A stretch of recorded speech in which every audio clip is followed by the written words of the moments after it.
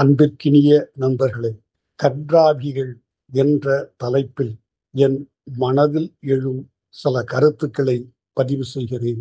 இந்த பதிவு தேவையா என்கிற கேள்வி ஒரு வார காலமாக என் இதயத்தில் ஓடிக்கொண்டிருந்தது. ஆனால் இந்த பதிவை நான் வெளியிடாவிட்டால் என் மனசாட்சிக்கு துரோகம் செய்தவனாகிவிடுவேன் என்கிற எண்ணம் மேலெழுந்து இருக்கிற காரணத்தால் இதை உங்கள் முன்னால் போடுகிறேன். இது எதை பற்றியோ அல்ல.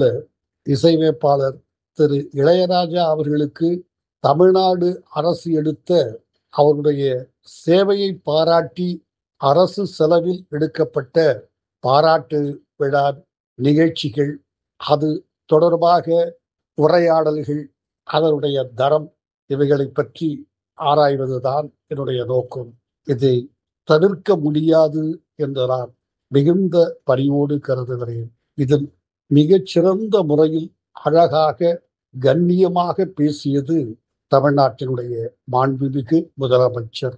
ஒரு முதலமைச்சர் எப்படி பேச வேண்டுமோ அந்த அளவு ரத்தன சுருக்கமாக பொருள் புதிந்த பேச்சு. நான் மனமாற அவரை வாழ்த்துகிறேன். மிக அசிங்கமாக, கேவலமாக, தரம் தாழ்ந்து அந்த அரசு விழாவின் மாண்பை குலைக்கிற வகையில் 2 பேர் அதில் பேசினார்கள். அவர்கள்தான் கன்றாவிகள். ஒரு அரசு விழாவில் பேசுகிற போது மிகுந்த கண்ணியத்தோடு பேச வேண்டும். எதற்காக விழா நடத்துகிறோமோ அதை தவிர்த்து ஏனைய விஷயங்களை பேசாமல் இருப்பதுதான் கண்ணியம். திரு இளையராஜாவுடைய பேச்சும் திரு ரஜினிகாந்துடைய பேச்சு நான் குறிப்பிட்டே ஆக வேண்டும். திரு இளையராஜாவை பொறுத்தவரை அவருடைய வித்தகத்தில், இசையமைக்கிற திறமையில் நான் அவரை எடை போடுகிற அளவுக்கு திறமை உள்ளவன் அல்ல. ஒரு ரசிகனாக விஸ்வநாதன் ராமமூர்த்தி இசை, விஸ்வநாதன் மட்டுமல்ல, விஸ்வநாதன் ராமமூர்த்தி சேர்ந்து இணைந்து இசையமைத்த படங்கள் தான் தமிழ் சினிமாவினுடைய உச்சம் என்று நான் மிகுந்த அன்போடு கருதுகிறேன். அதனாலேயே திரு இளையராஜாவை மட்டம் தட்ட வேண்டிய அவசியம் எழவில்லை. ஆனால் திரு இளையராஜா அவர்களை பற்றி எனக்கு நல்ல அபிப்பிராயம் இல்லை. யார் மனவாவது புண்படுமானால் என்னை மன்னித்து விடுங்கள். அவர் எப்போது பேசினாலும் பல முறை நான் கவனித்திருக்கிறேன். தன்னை பற்றி தானே உயர்வாக பேசுவது என்பது இந்த சாமியாரை போல் நடிக்கிறவருடைய இயல்பு. எனக்கு சாமியாரை பிடிக்கிறது, அயோக்கியரை பிடிக்கிறது, ரவுடியை பிடிக்கிறது. நான் அதை பிடிக்கிறது என்றால் அவரை நான் ஏற்றுக்கொள்கிறேன், அங்கீகரிக்கவில்லை. ஆனால் சாமியார்களைப் போல் நடிக்கிறவன் எவனாக இருந்தாலும் அயோக்கியன் என்று கருதுகிறேன். போகட்டும். ஆனால் இந்த விழாவில் அவர்கள் எப்படி நடந்து கொண்டார்கள் என்பது மிக முக்கியம். ஏன் அவரை எனக்கு பிடிக்காது என்கிற கேள்விக்கு முதலில் நான் பதில் சொல்ல வேண்டும். திரு இளையராஜாவை பொறுத்தவரை சாப்பாட்டுக்கில்லாமல் தவையலாவையும் ஹார்மோனியத்தையும் மடியில் வைத்துக்கொண்டு தரையில் அமர்ந்து பாட்டு பாடி 50 காசு, ₹1 அவர் முன்னால் இருக்கிற தட்டில் போடப்பட்டது. அதை வைத்து வாழ்க்கை நடத்தினார். அது ஒரு கௌரவ குறைவான செயல் அல்ல. அதுவும் ஒரு உழைப்புத்தான். அப்படி உழைத்து முன்னேறி இருக்கிற மனிதன் காசு ஆசை என்பதையும் தாண்டி வெறி பிடித்து அடைவது என்பதை ஒரு தமிழ் சினிமா இசை ரசிகனாகிய எனக்கு ஏற்றுக்கொள்ள தக்கதல்ல. இவருக்கு இசையமைக்க பணம் கொடுக்கிறார்கள், இசையமைக்கிறார். ஒருவருக்கு பாடல் எழுத பணம் தருகிறார்கள், அவர் பாடல் எழுதுகிறார். இன்னொருவரை அந்த பாட்டை பாடச் சொல்லுகிறார்கள். அது SP பாலசுப்ரமணியமாக இருக்கலாம், பி சுசிலாகவாக இருக்கலாம், யார் வேண்டுமானாலும் இருக்கலாம். அந்த பாடலின் வெற்றிக்கு காரணம் இசையாகவும் இருக்கலாம், பாடல் வரிகளாக இருக்கலாம், பாடிய மனிதரின் ஆணோ பெண்ணோ குரல் வளமாக இருக்கலாம். சில நேரங்களில் 3ம் சேர்ந்து ஒரு அந்த பாடலை உச்சத்துக்கு கொண்டு போய்த்தர. இது எந்த சினிமாவிலும், எந்த மொழியிலும், எந்த இசையிலும் தவிர்க்க முடியாதது என்று நான் கருதுகிறேன்.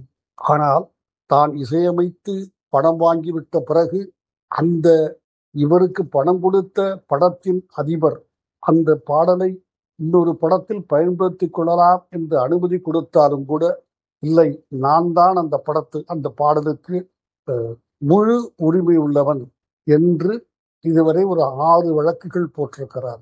நீதிமன்றம் கூட சொல்லிவிட்டது இவரிடம், ஐயா, நீங்கள் பணம் வாங்கி கொண்டீர்கள், உங்கள் வேலை முடிந்து விட்டது.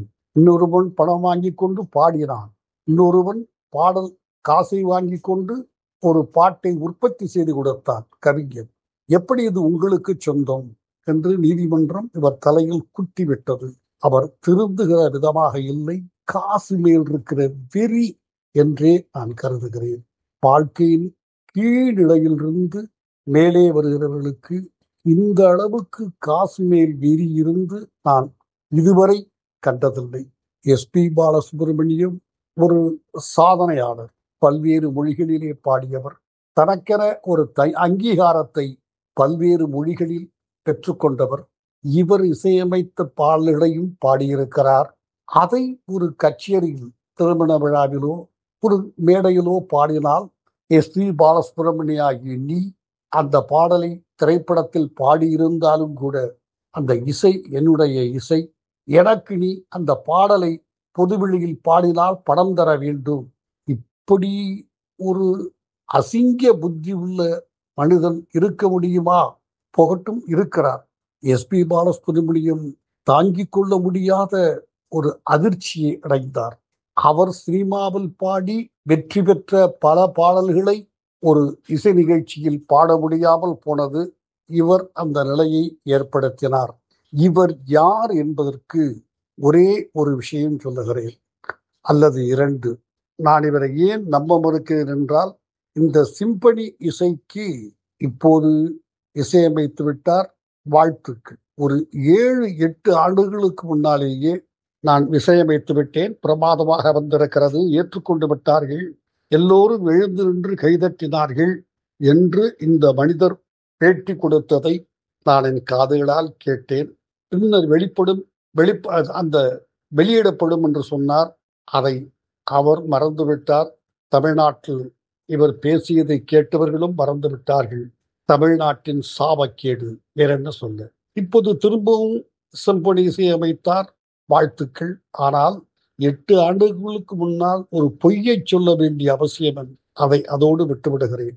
யாரும் பாடக்கூடாது, நான் இசையமைத்த பாடல் என்று அந்த பாடலை பாடிய எஸ்பி பாலசுப்ரமணியம் போன்றவர்களை கூட தடுத்து நிறுத்தினாரே, இவருடைய யோகிதை என்ன? பல ஆண்டுகளாக ஒரு சினிமா ஸ்டுடியோவில் இடத்தை பிடித்து கொண்டு 10 பைசா வாடகை கொடுக்காமல், இறைவன் மீது சத்தியமாக சொல்லுகிறேன், இவர் ஒரு வாடகை ஒப்பந்தத்தின் அடிப்படையிலே வாடகை கொடுத்து அந்த இடத்தை இவர் அனுபவிக்கவில்லை. 1 வருடம் 2 வருடம் அல்ல, பல ஆண்டுகள், பல்வேறு ஆண்டுகள் தன் சொந்த இடம் போலவே இவர் பயன்படுத்தி வந்தார். எல்லோருக்கும் தெரிந்தது. அந்த எலக்ட்ரிசிட்டி சார்ஜாவது இவர் கொடுத்திருப்பாரா எனக்கு தெரியாது. பிறகு காலி செய்ய சொன்னார்கள், மாட்டேன். இவர் இசையமைத்த பாடலை இன்னொருவன் பொதுவெளியில் பாடக்கூடாது, இவருக்கு காசு கொடுக்க வேண்டும். இவர் 1 பைசா கொடுக்காமல் ஓசியிலே தங்கி கொண்டு இசையமைத்து கோடிக்கணக்கிலே சம்பாதிக்கிற இந்த அசிங்கம் பிடித்த மனிதன் இவர் காலி செய்ய மாட்டார். நீதிமன்றத்துக்கு போனார். நீதிமன்றம் சொன்னது, காலி செய்துவிடு, ஒரு கால நிர்ணயம் செய்து அதற்குள் காலி செய்யவில்லை என்றால் அவருடைய பொருட்களை எல்லாம் தூக்கி வெளியே வீசிவிடுங்கள் என்று சொன்னார். அதற்கு பிறகு கூட இவருக்கு சொரணை இருந்து காலி செய்யவில்லை. நீதிமன்ற உத்தரவின் அடிப்படையிலே இவருடைய எல்லா சாமான்களையும் தூக்கி வீதியில் வீசினார்கள். பிறகு போய் பொறுக்கி கொண்டு வந்தார் அவர்களை எல்லாம். இந்த மனிதர் தான் இவர் இசையமைத்த பாடலை இன்னொருவன் பாடக்கூடாது என்கிறார். போகட்டும், அவரை பேசச் சொன்னார்கள். தமிழ்நாடு அரசு எடுக்கிற விழா, நீங்கள் எனக்கு விழா எடுக்கிறீர்கள், நன்றி என்று முதலமைச்சருக்கோ அரசாங்கத்துக்கோ சொல்லிவிட்டு விட்டிருக்க வேண்டும். இவருடைய கேரக்டர் குவாலிட்டி என்ன என்பதை அப்படிப்பட்ட ஒரு அரசு விழாவில் கூட இவரால் மறைத்துக் கொள்ள இயலவில்லை. பேச தெரியவில்லை. கைதட்டல் வாங்க வேண்டும், ஒரு தமாஷாக பேச வேண்டும் என்கிற ஆர்வம் இருக்கிறது தவிர அதற்கான அறிவு இல்லை. அந்த விழாவிற்கும் ரஜினிகாந்த் என்கிற நடிகன் சாராயம் குடிப்பதற்கும் என்ன சம்பந்தம்? அதை அந்த விழாவில் சொல்லி உடனே அந்த குடித்தே சீரழிந்து சினிமாவையும் சீரழித்திருக்கிற ரஜினிகாந்த் என்கிற சூப்பர் ஸ்டார் ஓடி வந்து மைக்கை பிடித்து நீந்தான் குடித்தாய் இளையராஜாவை, நானாவது குடித்து விட்டு சும்மா இருந்தேன், ஆனால் நீ நடிகைகளை பற்றியெல்லாம் என்னவெல்லாம் கமெண்ட் அடித்தாய். நண்பர்களே, ஒரு மரியாதைக்குரிய முதலமைச்சர் உட்கார வைத்துக் கொண்டு இவ்வளவு அசிங்கமாக பொதுவெளியிலே நீங்கள் சாராயம் குடித்தது, நடிகைகளை பற்றி விவரித்தது என்கிற கண்ணியமான வார்த்தையோடு நான் விட்டுவிடுகிறேன். பேச வேண்டுமா? இவர் யார் என்பதையும் இவருடைய உண்மையான இவருக்குள் ஒளிந்திருக்கிற குணாதிசயம் என்ன என்பதையும், ரஜினிகாந்த் யார் என்பதையும் அவருடைய உண்மையான குணாதிசயம் என்ன என்பதையும் இவர்கள் இந்த மேடையிலே பரிமாறலாமா? வெட்கங்கிட்டவர்கள். இதைவிட டீசெண்டான வார்த்தைகள் எனக்கு அகப்படவில்லை. மிகுந்த பரிவோடு நான் அரசாங்க அதிகாரிகளை கேட்டுக்கொள்கிறேன். இனி இப்படி அரசாங்க செலவில் எங்கள் பணத்தில், மக்கள் வரி பணத்தில் விழா நடத்தப்படுமானால் இது போன்ற நாதாரிகளை பேச அனுமதிக்காதீர்கள். அனுமதித்தால் முதலேயே எழுதி கொடுத்து என்ன பேசப் போகிறீர் என்று எங்களிடம் ஒப்புதல் வாங்கி கொள்ளுங்கள் என்று ஒப்புதல் வாங்கி பேச சொல்லுங்கள். வேறு மாதிரி சொல்லட்டுமா? கண்ணியமிக்க காமராஜர், ஞானி, அரசியல் வித்தகர் ராஜாஜி இவர்கள் முதலமைச்சராக இருந்தபோது அவர்களை வைத்துக்கொண்டு ஒரு அரசு விழாவில் இவ்வளவு அசிங்கமாக பேசுகிறார்களே, இதை பேசியிருக்க முடியுமா? மேடையிலேயே இவர்களை ஓங்கி ஒரு அறையறைந்து கீழே இறக்கி விட்டிருக்க மாட்டார்களா? இவ்வளவு இவரும் பேசி தண்ணி போட்டா என்று சொல்லி, நீ தண்ணி மட்டுமா போட்டா என்று இன்னொருவன் சொல்ல, இது மக்கள் தரம் தாழ்ந்து விட்டார்களா? சினிமா துறை தரம் தாழ்ந்து விட்டதா? இல்லை, தமிழ்நாடு அரசே தரம் தாழ்ந்து விட்டதா? ஒருவேளை எல்லோருமே தரம் தாழ்ந்து விட்டோமோ என்ற எண்ணம் வருகிறது. மிகுந்த வருத்தத்துடன் இன்னொரு முறை இவை போன்ற ஈனமான செயல்களை அனுமதிக்க கூடாது என்று வேண்டி கேட்டுக்கொள்கிறேன். நன்றி, வணக்கம்.